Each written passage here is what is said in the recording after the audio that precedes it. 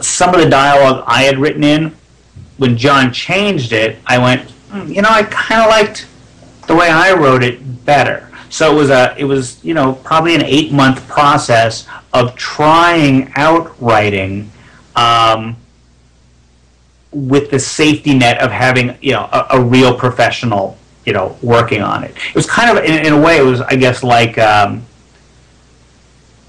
the first years of at Marvel, when I had an inker. I would draw. I mean, I drew some really horrible stuff, but I had a professional inker come along and fix it up.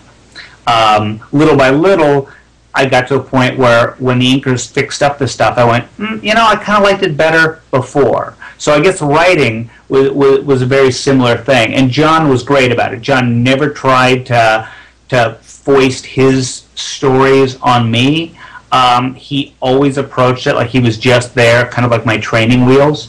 And by the time we got to the end of that first miniseries, he said, "Kid, you can go do it on your own now." It wasn't any kind of big falling out, and we didn't, there was no problem, even though I was kind of editing a script by the end, which is pretty easy to do. But he just clearly knew, I think he knew from the very beginning, I should be writing it myself. Huh. So it's a pretty comfortable transition, I guess, to well, I don't know, comfortable might be overstating, because the first one I did on my own was a nightmare. Because it's one thing to write knowing somebody's going to come along and fix it. It's another thing writing knowing that that's what's actually going to be on the page. And the second story I did, not only was I writing it, but it was going to be published in black and white. So really, everything I was doing was going to be published naked. It was just, there were no professionals involved other than my editor and my letterer. There were no professionals. It was drawn the way I draw without the benefit of color, and the words were going to be my words. And that was rough. And fortunately, my editor at the time, Barbara Kiesel, held my hand through several rewrites, and she taught me a lot of stuff. So, okay, so what I'm hearing is, like many people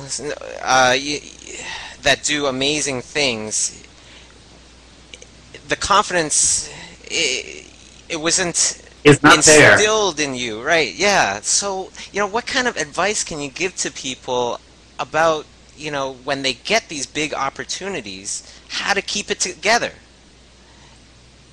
You have any thoughts on that? That's a weird question. I use the word weird a lot now. I'm very conscious of that. I don't know. All I know is, for me, I've been very conscious of not wanting to embarrass myself, and so knowing when I was comfortable doing something and when I wasn't comfortable doing something. So there are probably, I'd like to think there are jobs I didn't take early on because I wasn't ready for them. I don't know if that's really the case, but I have always tried to surround myself with people, and unfortunately, for me, working on Marvel and DC Comics, it is a collaboration. So usually I'm working with people who help, the right inker, the right colorist. So it's a team thing. It is a little scary when you go out there kind of on your own, but again, I would be lost without, a good editor. And probably not lost. I'd probably survive it now. If my editor left or something like that, I could probably weather that storm. I wouldn't want to, but I could. But I also have Dave Stewart, who colors my work, and he and I have worked together for years, so we have a really good working relationship. I'd hate to have to do something without him. So for me, what's always been very important is having a little bit of a support team around me. Okay. I would have figured, especially when you were working on Dracula, sitting with Francis Coppola and George Lucas. That'd be pretty nerve-wracking. Was it? Yeah, that still remains one of the I was gonna say weird, one of the strangest nights. I mean, because I did work on that Dracula picture for a very brief period of time, and didn't really do any design work. I mean, my involvement was I was around the corner. Francis needed, somebody he needed another set of eyes to look at something, and somebody who could come in and draw some changes that he wanted on one of the models. So I was, and I was doing the comics, and I would go up there to pick up photo reference. So I'd met a couple people up there. I guess they knew I was there, and I got a phone call that said, can you be up here in 15 minutes? Francis wants you to look at something. I'm like, well, okay, yeah, I can do that. And I did one other little design thing. I designed part of a castle that you see in a flashback. But then I get this call to come up and watch the picture. And I'm just thinking it's going to be like a crew screening. There's going to be half a dozen people up there. And it was just Francis and George Lucas. Mm-hmm. And that's a weird room to walk into, especially since it was for dinner. It was like a dinner table with those two guys and a third place set, which I don't know how many seconds it took me to realize that third place is huge.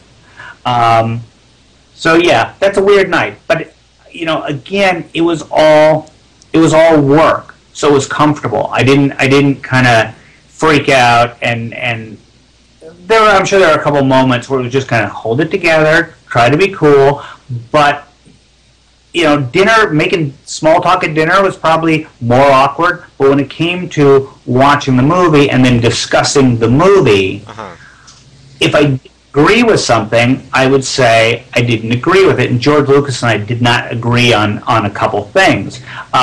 So I didn't have that, oh my God, he made Star Wars thing. I had that, my job here is to say what I think. And I think that's when you have value to these kinds of guys. Because if you just go in there and go, gosh, it was so cool and I love Star Wars so much, blah, blah, blah, blah, blah. Your job is to be in there doing your job. I mean, on some, most of my brain is saying, oh my God, I should never be in the same room with these guys. But you're in there, then suck it up and do your work. I mean, it was even, the next day was much stranger because, I used strange instead of weird, but it was really strange because I rushed home after that dinner, and there's a wonderful documentary on the making of Apocalypse Now, Heart of Darkness. So I put that in the VCR, and so I'm watching this movie, and there's Francis making Apocalypse Now, and the phone rings, and it's Francis. Now, I'd never spoken to him on the phone. His son had called me, and other people from the office had called me, but it's like, Mike, this is Francis. I'm like, and I didn't turn the movie off. I just turned the sound down. So while we were talking, I was watching Make Apocalypse Now. But it was, I know you and George didn't agree about a couple things, but, could you storyboard these couple scenes? So, in one of the scenes, he said, well, do you have any idea how to do this particular scene? And that's weird. I never got to see Del Toro. Del Toro always knew what he was going to do, and I'm sure Francis could have figured out what he was going to do, but for whatever reason, he asked me to come up with something. Mm-hmm. And I immediately launched into, well, yeah, actually I do, because this is what I do. I solve problems, and I probably was not watching the movie at that moment, because you're aware that he's there making Apocalypse Now in the corner of the room. But he asked your opinion, so okay, pitch him an idea. So that was pretty cool. And the scene that I pitched to him, he shot pretty much as I pitched it to him. Wow. Well, what's the best way for you to come up with ideas? Do you have any kind of rituals